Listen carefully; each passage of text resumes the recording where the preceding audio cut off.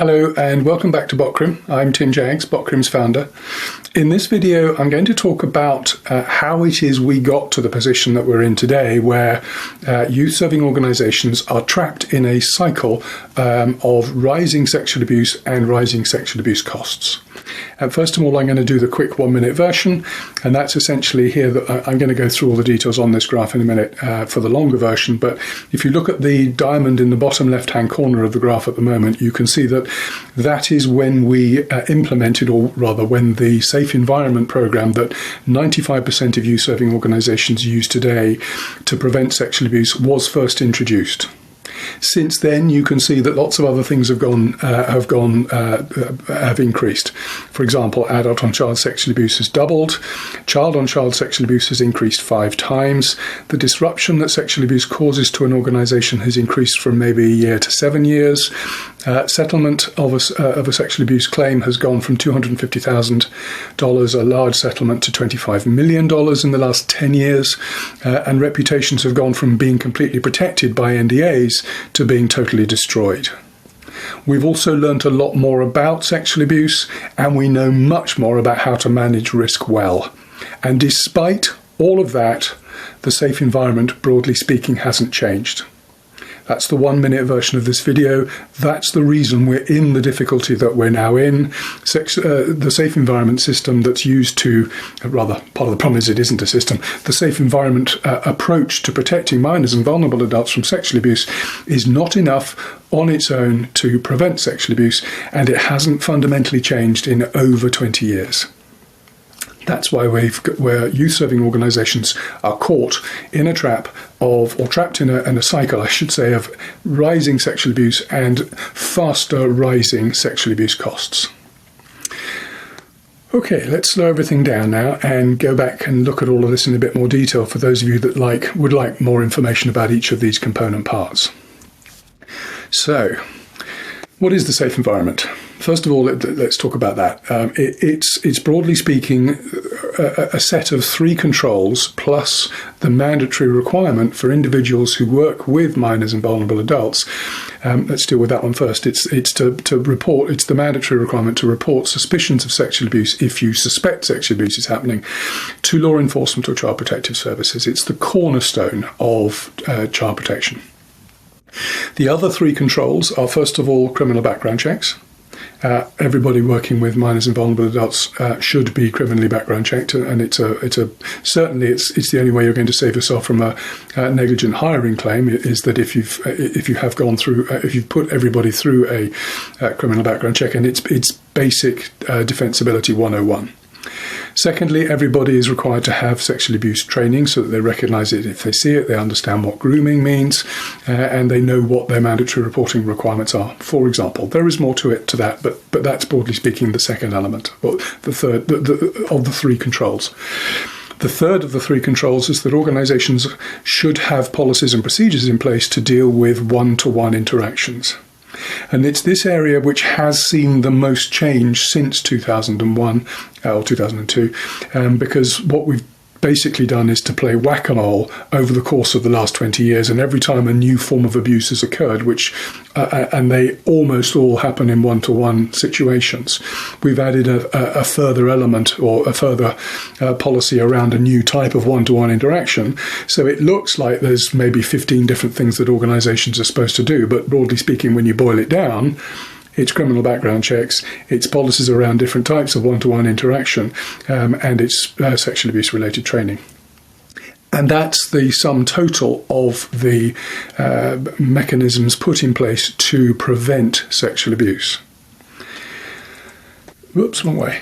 Now, it was a reasonable response to the situation, or to the sexual abuse crisis as it was then understood by the Catholic Church that developed that framework. They were dealing with what they felt they were dealing with at the time. It was a reasonable response. I'm not going to go into too much detail there because there's plenty of arguments about whether it really was, whether it wasn't.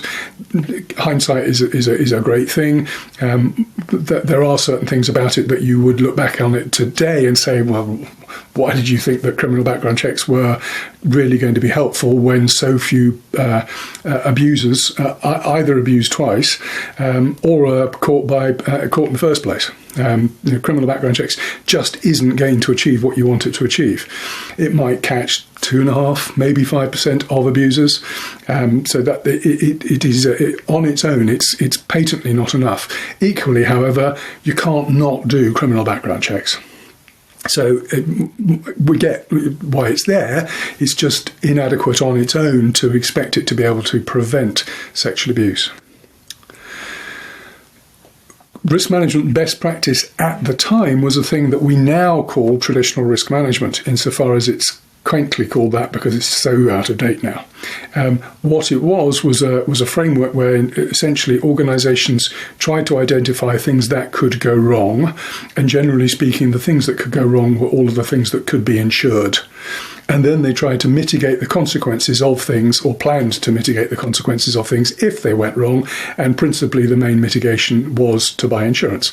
It was a framework that suited everybody quite well, particularly the insurance industry, because it enabled it to argue that it played a central role in risk management. And it's not that insurance isn't an important part of risk management, but it's important to get the position or the role of insurance in risk management in perspective. Risk management should be a whole series of things that an organisation does, and I'm not going to go here into all of those details. Far too little time to do that. But broadly speaking, insurance deals with mitigating some of the downside financial consequences of insurable risks, but there's a whole bunch of risks that it doesn't deal with, and it clearly doesn't deal with any of the upsides and the reasons why we all take risks in the first place. So all that's to say is that insurance should be in perspective and in context. Given what we knew about sexual abuse back then, a safe environment was a reasonable response, even though it wasn't risk management best practice at the time. I'm not sure if I made it clear. The reason it wasn't even best practice at the time was that there was no mitigation in there at all for the victims, for example. When you look at what we know from the last 10 years, and I'm saying for the last 10 years because there hasn't been enough data captured over a 20-year period to really point this out. So I've generously, or conservatively, let's say, I've pitched the idea that adult and child sexual abuse has doubled in the last 10 years, and I've suggested that that's at the same level it was at 20 years ago. I'm absolutely certain that isn't the case. I'm sure it's risen across the 20 years, but we don't have the data going back more than 10 years. But certainly in the last 10 years, according to the largest school insurer in the country, so an extremely reliable source, adult on child sexual abuse has doubled. And in the same period, far more worryingly, child-on-child sexual abuse has increased 5 times. And there's 2 problems really with the safe environment when it comes to child-on-child sexual abuse. First of all, it was never designed to accommodate child-on-child sexual abuse. It was clearly designed to, primarily because of criminal background checks, it was actually to deal with stranger danger, another one of the deficiencies of a safe environment. But in any event, it doesn't deal with child-on-child sexual abuse. And the second problem, of course, is that if a child does commit sexual abuse, the record, assuming they're able to commit sexual abuse a second time, because they're released from whatever custody they're held in, their records are going to be sealed, so you won't be able to find that they have a record when you do a criminal background check. So and potentially even in later life. So there's all sorts of reasons why it's difficult to deal with child-on-child sexual abuse, and the typical one-to-one interactions are all designed to cover adult and child interactions, not child-and-child interactions. And that's another one of the deficiencies of the safe environment approach. These are issues that are beginning to be addressed, but what they're not looking at is the underlying system that needs to be in place to identify the right ways or first of all, to identify vulnerabilities, and then to identify the kinds of controls that should be in place well beyond what's in a safe environment, and what kind of processes are necessary to make sure that those controls actually work as intended, and adapt as you need to. So I'm beginning to give you some idea of the kind of steps that need to be taken to ensure that you actually create a space that is safe and it stays safe over the long term. That's another problem with safe environment. For a lot of people, it's a checkbox exercise. For others, it's a once and done thing. And for some organisations we talk to, very few, I hasten to add, you go into the organisation and they do criminal background checks, and it's an email to a service provider and the result comes back and that's it. And it's sometimes done for everybody that might have access to minors and vulnerable adults. It's sometimes done only for full-time, and sometimes even only for senior employees. The training is done more broadly, generally speaking, but it involves sending a video link to the new joiner, and they then the confirmation comes back and a couple of days later or whenever from the provider that says yes, this link has been accessed, the video was watched, they have the training. Some of them have questions in them, some of them go a bit further, and some of them will send reminders every month about, remember what you saw in this video, well, this is how this is evolved, this is what you might want to think about it now. And some of them are better than others, but broadly speaking, everybody that's committed abuse over the last 20 years has gone through that training, and it's not enough on its own to stop people from committing abuse, and it's not enough to help people that spot abuse to do something about it early enough to make enough of a difference that sexual abuse starts to fall. So there's a bunch of issues, and the safe environment isn't designed to deal with everything that it needs to deal with. Turning to the consequences, the other issue about a safe environment is that it doesn't deal with the organisations that are required to use a safe environment have been led to believe that a safe environment would keep children safe, and it doesn't. And the problem is that the safe environment doesn't take the next step, which says as long as you use the safe environment, even if it doesn't work and any protection or prevention mechanism, there is no such thing as a foolproof prevention mechanism. Even if you fail to prevent sexual abuse, as long as you've used this system conscientiously, you will be protected. That's not built into a safe environment. So organisations have been led to believe if you do this, children will be safe. That's not true. And secondly, when they are unable to when they're unable to prevent sexual abuse, because the system that they're using is inherently incapable of doing it, they have no protection whatsoever from a safe environment framework for the consequences of failing to prevent sexual abuse. And let's look at what those consequences have turned into in the last 10 years. Oh, we're in the wrong way. Apologies. First of all, let's look at this question of sexual abuse and the disruption that's caused to organisations and to the people that work for organisations when sexual abuse is alleged in an organisation. The disruption, let's just quickly tell the timeline of a typical sexual abuse situation. Sexual abuse 10 years ago, when it was identified, but 10 years ago is probably late on now for this kind of behaviour, but quite certainly only a few years before this, you'd have seen an NDA put in place. Lawyers would have then got together to negotiate a settlement, and that settlement might have cost $250,000. That would have been a relatively large settlement 10 years ago. The disruption to the organisation would have been fairly minimal because the lawyers would have taken over and done the negotiation. Reputations were protected on all sides because the NDA covered everybody. So apart from the perpetrator, but it covered everybody in the organisation who tried to protect children, but who failed because the underlying system that they're being required to use wasn't adequate. But it protected their reputations because everybody's reputation or everybody was covered by the NDA. What happens today when sexual abuse is alleged is that, first of all, there's going to be a criminal investigation. So forget the idea of NDAs right off the bat. A criminal investigation is not only going to investigate whether the abuse took place and who committed it, but who failed to prevent it sufficiently egregiously that they are also the subject potentially of criminal charges.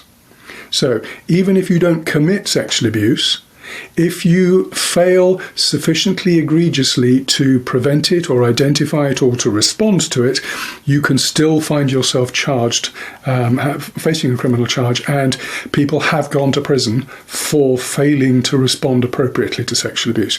It is extremely rare. but it's an extremely worrying 2-year period while that criminal investigation is going on. Most people are not going to face charges. In fact, very, very few people would face charges, but it's nonetheless possible, and that's an extremely worrying period, obviously, to go through. If you're managing sexual abuse in an organisation, in fact, you don't need to be managing sexual abuse. If you have a position of responsibility in an organisation where sexual abuse happens, you're going to be investigated simply because you have that position of authority. Criminal investigation is going to take 2 years. After that, usually, there will be civil litigation, if there is going to be civil litigation. By usually, I meant that the one will follow the other. They don't normally go together because the plaintiff's attorneys will want to wait until there has been a criminal a prosecution, which then the question of whether the abuse took place or not is off the table. It's only a question of who's to blame for it. So the one will generally follow the other. A civil action like that can take up to 5 years. Again, that's a long period of time. But during that time, the way that plaintiffs' attorneys get the best result for their client, for the survivor of sexual abuse, is that they portray everybody in the organisation that had anything to do with failing to prevent, failing to identify, or failing to respond appropriately to the abuse. They want to prove that they were lazy, stupid, incompetent, uncaring, and a whole bunch of other nasty things that nobody wants to be accused of being when it's anything to do with not protecting children from sexual abuse. And that can last for 5 years. And clearly, that's going to turn your life upside down. On top of the 2 years you've already gone through, worrying about whether you face criminal charges for the abuse that's happened.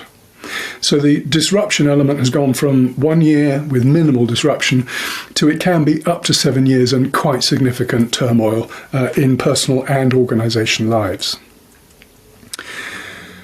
A sexual abuse settlement has increased from $250,000, a large one, to $25 million is a large settlement today. It's not the largest we've seen. We've actually seen one at 40 million. But 25 million, we've seen 3 of those, I think, now. There are, again, that would still be a large settlement. I believe the average settlement is around about $8 million. But what you're looking at for the $25 million settlement here is for an individual victim of relatively recent sexual abuse. And the reason we're not talking about Michigan State or Larry Nassar or any of those other big class action settlements from somewhat older abuse, and we're certainly not talking about the statute of limitation claims that are currently taking place against the Catholic Church or the Boy Scouts. Those are very different situations in terms of sexual abuse settlements, principally because the amounts involved and the numbers of victims involved. What we're talking about now are relatively recent abuse for individual victims. And what's been going on, and this is the reason why the cycle exists, is that courts keep having to face and deal with allegations of sexual abuse. And these are civil allegations. And plaintiffs' attorneys have got very good at listing out all the things well beyond the scope of a safe environment that organisations commonly don't do to protect minors and vulnerable adults. And they have very long lists of things that they say, well, did you do this? No. Did you do this? No. Did you do this? No. Did you do this? No. On and on it goes, and what happens at the end is that they've portrayed you or a youth-serving organisation as uncaring, as stupid, as lazy, all of those other things all the things that you absolutely aren't, but because you followed the safe environment, believing it was going to keep children and you safe. And at the end of their listing all of these things that you didn't do, they then turn around to the jury and say, what have we got to do to get people to look after children properly? We've got to send a message.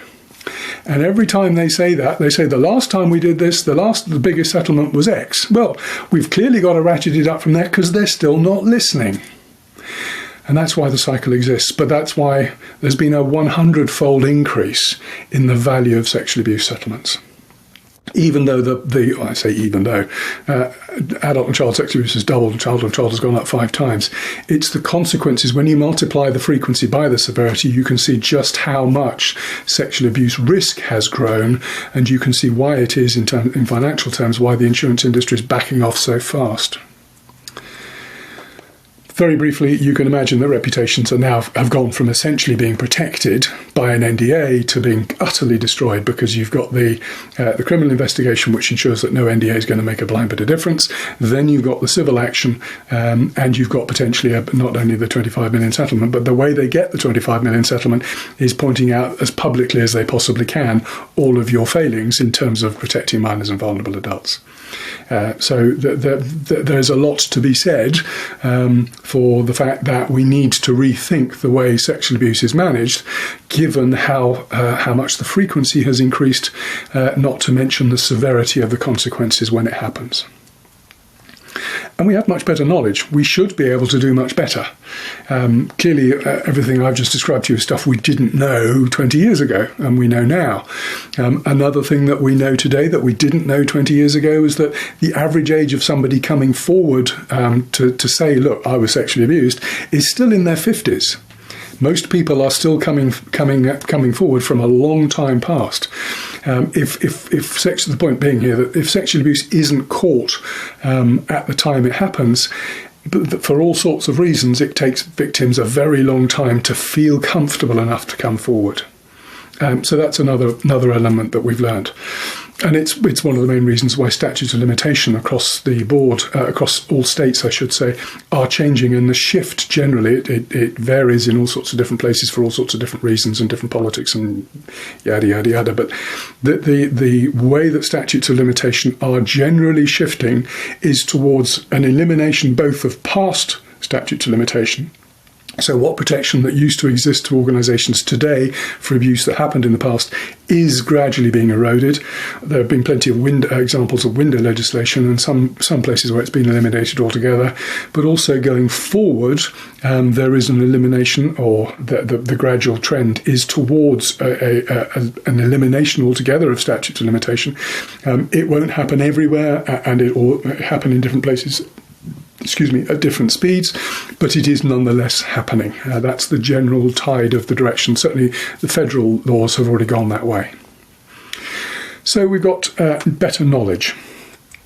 And risk management best practice, the discipline that deals with risks like sexual abuse, has been transformed over the last 20 years. As I said in the 2-minute version, the traditional risk management was a prevent and mitigate strategy. Integrated risk management, IRM, was a strategy that acknowledged that you could have at least upsides and downsides of risks, but generally speaking, you were still dealing with insurable risks at that point. ERM was the idea that there are a whole bunch of risks that exist outside what's insurable, and B, that risk isn't about bad stuff happening.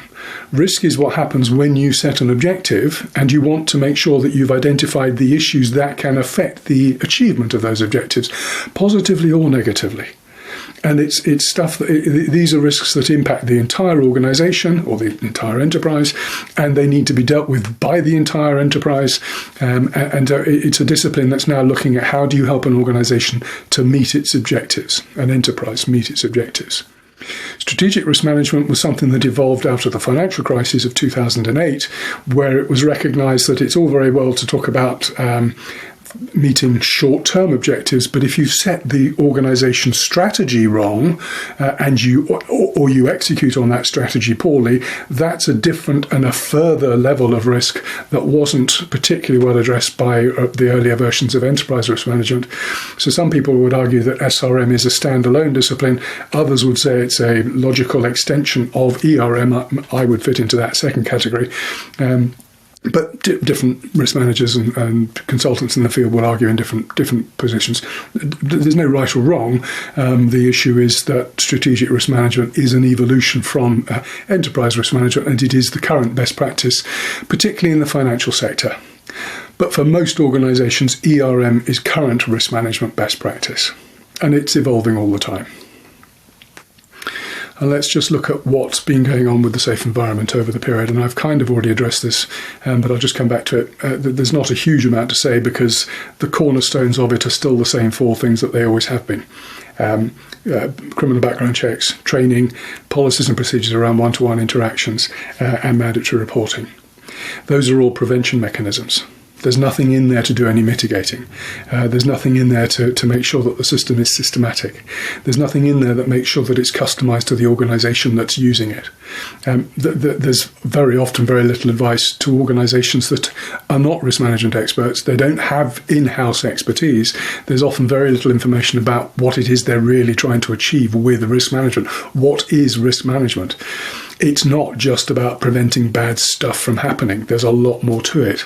Because the way you prevent bad stuff from happening, for example, going a bit further than this than I planned in this video, but the way that you prevent bad stuff from happening, particularly with things like sexual abuse, but it's not just sexual abuse, it's just the same with cyber, is that you want people to be able to make good decisions. For that, most people need to know they have a decision to make, and a lot of people just don't know that when that's the case. It's the reason why you see these signs up saying if you see something, do something or say something. That's what really risk management is about. It's saying here is a situation where a decision is required, and here are the things that you should be thinking about to ensure that the decision you make is a good one. And that's what's completely missing from a safe environment approach. It doesn't go into the nuts and bolts of what risk management is really all about. It's also trying to prevent negative events. I don't know how many of you drive around circuits in cars or motorbikes, but one of the lessons that you're taught is that if you're going around a corner too fast and you look at what you might hit, that's what you'll hit. Whereas if you look where you're trying to go, you'll get round the corner. Or you'll get around a corner a lot more often than if you look at what you might hit. So a safe environment is just not designed to deal with risk as we now understand it to be. I think I've gone on enough about how we got into this problem, because you can see that, broadly speaking, everything about the frequency of sexual abuse risk has increased. The severity of sexual abuse risk and all of its costs have gone up even further. So we've got a double or a five-fold increase in the frequency of sexual abuse, but the costs of failing to prevent sexual abuse have risen exponentially. Everything we know about sexual abuse is quite different to what it was 20 years ago, and risk management best practices have improved beyond recognition, and yet the safe environment hasn't.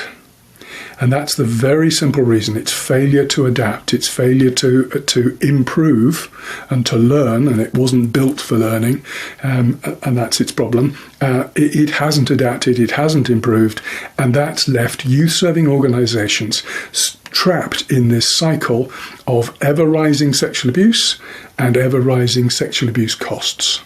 And that's the cycle that BOCRIM has been designed to break. And in the next video, we'll talk about what that cycle actually looks like in a bit more detail. And in the last video, we'll talk about how BOCRIM deals with it. I hope you've enjoyed this video, or at least I hope you found it informative. If you've enjoyed it, please give it a thumbs up and subscribe to future videos. Thank you very much.